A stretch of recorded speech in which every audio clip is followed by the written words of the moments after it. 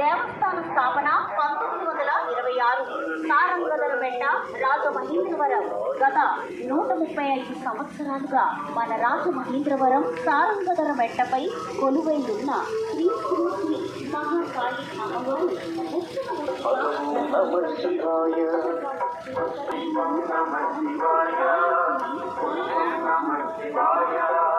Namah Shivaya, Namah Shivaya, Om Namah Shivaya, Namah Shivaya, Namah Shivaya, Om Namah Shivaya.